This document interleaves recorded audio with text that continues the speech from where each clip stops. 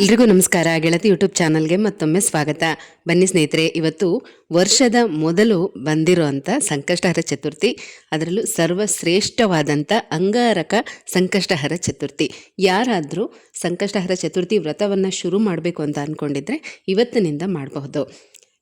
ಯಾಕಂತಂದರೆ ಮೊದಲನೇ ಸಲ ಶುರು ಮಾಡುವಂಥವ್ರು ಈ ರೀತಿ ಮಂಗಳವಾರ ಸಂಕಷ್ಟಹರ ಚತುರ್ಥಿ ಯಾವಾಗ ಬರುತ್ತೋ ಆಗ ಮಾಡಬಹುದು.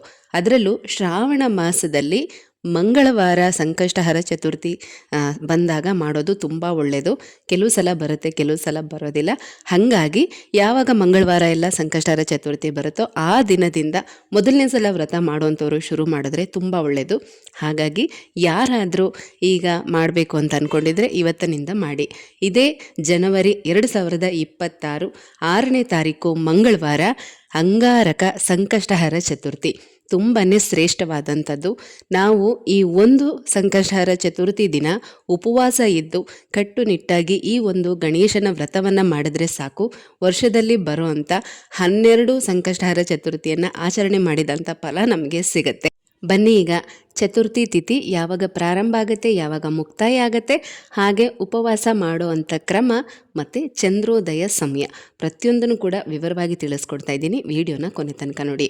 ಇದೇ ಜನವರಿ 6ನೇ ತಾರೀಕು ಮಂಗಳವಾರ ಬೆಳಗ್ಗೆ 8 ಗಂಟೆಗೆ ಚತುರ್ಥಿ ತಿಥಿ ಪ್ರಾರಂಭ ಆಗುತ್ತೆ.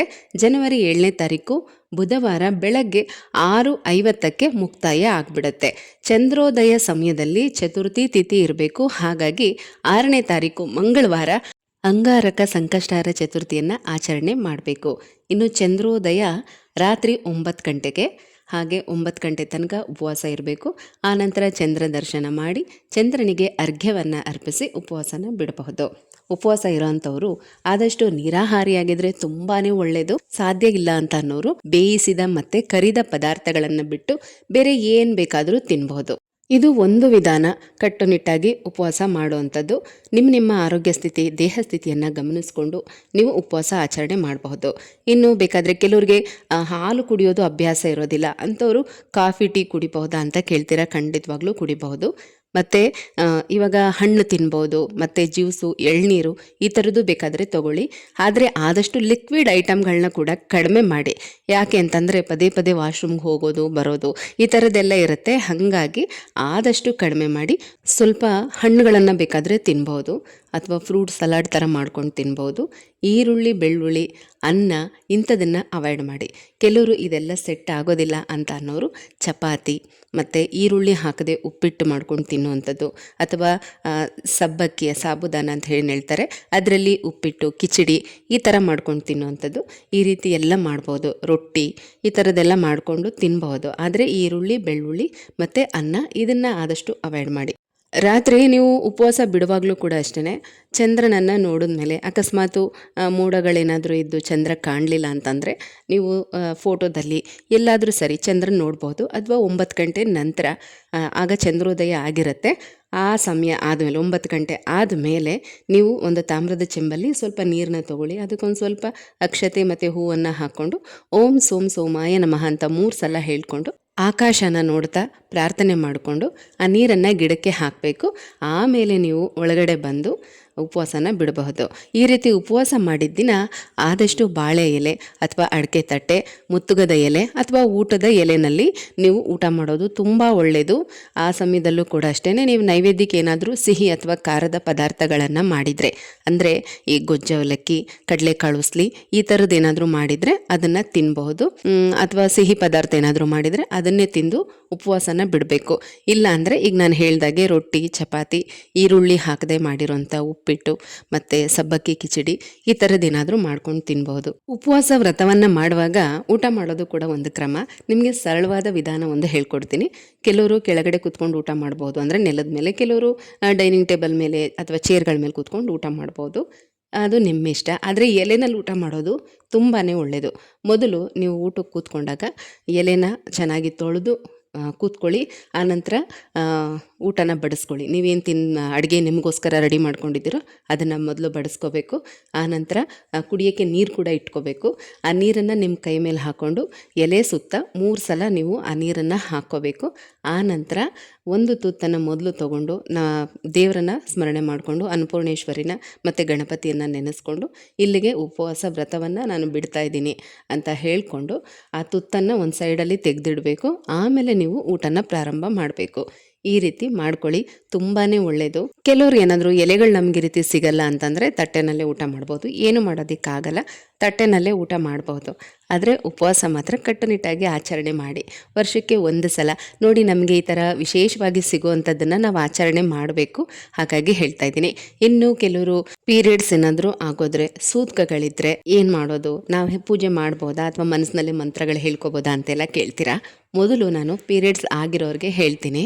ನಾಗರ ಪೂಜೆ, ಸುಬ್ರಹ್ಮಣ್ಯೇಶ್ವರನ ಪೂಜೆ, ಗಣೇಶನ ಪೂಜೆ ಮತ್ತು ವಿಷ್ಣುವಿನ ಪೂಜೆ, ಗುರುಗಳ ಪೂಜೆ, ಯಾವುದೇ ಗುರುಗಳಾಗಿರಲಿ, ನಿಮ್ಮ ಆರಾಧ್ಯ ಗುರುಗಳ ಪೂಜೆ, ಇದಿಷ್ಟನ್ನು ತುಂಬಾ ಮಡಿಯಿಂದ ಮಾಡಬೇಕು. ನೀವು ಡೇಟಾಗಿ 5 ದಿನ ಆದಮೇಲೆ ಅಥವಾ 6ನೇ ದಿನಕ್ಕೇ ಪೂಜೆ ಮಾಡಬೇಕು ಇದಿಷ್ಟು ದೇವರುಗಳನ್ನ. ಇನ್ನು ಇದನ್ನು ಹೊರತುಪಡಿಸಿ ಶಕ್ತಿ ದೇವತೆಗಳು, ಲಕ್ಷ್ಮೀ ಪೂಜೆ ಇಂಥದ್ದನ್ನು ಹೇಗೆ ಮಾಡೋದು ಅಂತಂದರೆ, ಅಟ್ಲೀಸ್ಟ್ ಏನೋ ನೀವು 3 ದಿನ ಆಗಿದೆ, ನಿಮಗೆ ಬ್ಲೀಡಿಂಗ್ ಆಗಲ್ಲ ಅಂತಂದರೆ, ಮತ್ತು ತುಂಬ ಜನ ಹೇಳೋ ಮಾತು ಅಥವಾ ಮನೇಲೂ ದೊಡ್ಡವ್ರು ಹೇಳೋ ಮಾತು, ಮಕ್ಕಳಾದಮೇಲೆ ಯಾವುದೇ ರೀತಿ ದೋಷ ಇರಲ್ಲ ಅಂತ ಹೇಳ್ತಾರೆ. ಹಾಗಾಗಿ ನಿಮ್ಮ ದೇಹ ಸ್ಥಿತಿಗಳನ್ನ ಗಮನಿಸ್ಕೊಳ್ಳಿ. ನಿಮ್ಗೆ ಎಷ್ಟು ದಿನ ಬ್ಲೀಡ್ ಆಗುತ್ತೆ ಏನು ಅದನ್ನು ಗಮನಿಸ್ಕೊಂಡು ಬೇಕಾದರೆ ನೀವು 3 ದಿನ 4 ದಿನ ಆಗಿದ್ರೆ ಪೂಜೆ ಮಾಡ್ಬೋದು.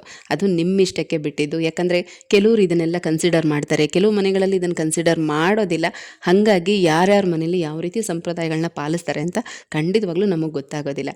ಆದರೆ ನಮ್ಮ ಮನೆಗಳಲ್ಲಿ ಇದನ್ನು ತುಂಬಾ ಕಟ್ಟುನಿಟ್ಟಾಗಿ ತಗೊಳ್ತಾರೆ. ಹಾಗಾಗಿ 5 ದಿನ ದೇವ್ರ ಮನೆ ಕಡೆ ಕಳಿಸೋದು ಇಲ್ಲ, ಅವ್ರ ಕೈಲಿ ಯಾವುದೇ ಪೂಜೆ ಕೆಲಸಗಳನ್ನ ಮಾಡಿಸೋದು ಇಲ್ಲ. ಹಾಗಾಗಿ ನಾವೇ ಒಂದು ರೀತಿ ಹೇಳೋದು, ನೀವೇ ಒಂದು ರೀತಿ ಅರ್ಥ ಮಾಡ್ಕೊಳ್ಳೋದು, ಇದಕ್ಕಿಂತ ದಯವಿಟ್ಟು ನಿಮ್ಮ ಮನೆ ಕಡೆ ಯಾವ ರೀತಿ ಪಾಲಿಸ್ಕೊಂಡು ಬಂದಿದ್ದಾರೆ ಆ ರೀತಿ ನೀವು ಪಾಲಿಸೋದು ತುಂಬಾ ಒಳ್ಳೆಯದು. ಅಕಸ್ಮಾತ್ ಏನಾದರೂ ನಿಮಗೆ ಈ ರೀತಿ ಪೂಜೆಗಳ ದಿನ 2 ದಿನ 3 ದಿನ ಆಗಿದೆ ಅಂತಂದರೆ ನೀವು ಮನಸ್ಸಿನಲ್ಲೇ ಮಂತ್ರಗಳನ್ನು ಹೇಳ್ಕೊಬೋದು, ತುಂಬಾ ಒಳ್ಳೆಯದು. ಪ್ರತಿಯೊಬ್ಬರು ಹೇಳೋ ಹಾಗೆ ನಮ್ಮ ಮನಸ್ಸಿನಲ್ಲೇ ದೇವರು ಇರ್ತಾರೆ. ಹಾಗಾಗಿ ಮನಸ್ಸಿನಲ್ಲಿ ಜಪ ಮಾಡಿ. ಇನ್ನು ಸೂತ್ಕಗಳಿರೋರು ಕೂಡ ಹಾಗೆಯೇ, ನಿಮಗೆ ಸೂತ್ಕ ಇದೆ ಅಂತ ಹೇಳಿದ್ಮೇಲೆ ಹತ್ತಿರದ ನೆಂಟರೇ ಆಗಿರಲಿ ಅಥವಾ ದೂರದ ಸಂಬಂಧಿಕರೇ ಆಗಿರಲಿ, ಸೂತ್ಕ ಇದೆ, ಯಾರೋ ಹೋಗಿದ್ದಾರೆ ಅಂತ ಅಂದಮೇಲೆ ದಯವಿಟ್ಟು ಮಾಡಬಹುದಾ, ಏನು ಮಾಡೋದು ಅಂತೆಲ್ಲ ತಲೆ ಕೆಡಿಸ್ಕೊಳ್ಳೋಕೆ ಹೋಗಬೇಡಿ. ಮನಸ್ಸಿನಲ್ಲಿ ಆ ದೇವ್ರ ಜಪ ಮಾಡ್ತಾ ಆ ದಿನ ನೀವು ಕಳಿಬೋದು. ಇನ್ನು ಉಪವಾಸಕ್ಕೆ ಬಂದರೂ ಕೂಡ ಅಷ್ಟೇ ಇದೇ ರೀತಿಯೇ ಪಾಲಿಸ್ಬೇಕು. ನೀವು ಏನೂ ಇಲ್ಲ, ಎಲ್ಲ ಕ್ಲಿಯರ್ ಆಗಿದೆ ಅಂತಂದರೆ ಉಪವಾಸ ವ್ರತವನ್ನು ಮಾಡಿ, ಇಲ್ಲದಿದ್ದರೆ ಪರವಾಗಿಲ್ಲ. ಅಥವಾ ನೀವು ಅಷ್ಟು ಯಾವುದಾದ್ರೂ ರೀತಿಯಲ್ಲಿ ಸೇವೆ ಮಾಡಲೇಬೇಕು ಅಂತ ನಿಮಗೆ ಅನಿಸಿದ್ರೆ, ಈಗ ನಾನು ಆಗಲೇ ಹೇಳ್ದಾಗೆ ಅನ್ನ ಮತ್ತು ಈರುಳ್ಳಿ ಬೆಳ್ಳುಳ್ಳಿಯನ್ನು ತಿನ್ನದೆ ಲಿಕ್ವಿಡ್ ಐಟಮ್ಗಳು ಮತ್ತು ಹಣ್ಣುಗಳನ್ನು ತಿನ್ಕೊಂಡು ಕೂಡ ಉಪವಾಸನ ಮಾಡಬಹುದು. ಮನಸ್ಸಿನಲ್ಲೇ ಭಗವಂತನ ಸ್ಮರಣೆ ಮಾಡ್ತಾ ಮಂತ್ರಗಳನ್ನು ಹೇಳ್ಕೊಳ್ತಾ ನೀವು ಮನಸ್ಸಿನಲ್ಲೇ ಪೂಜೆನ ಮಾಡ್ಕೋಬಹುದು.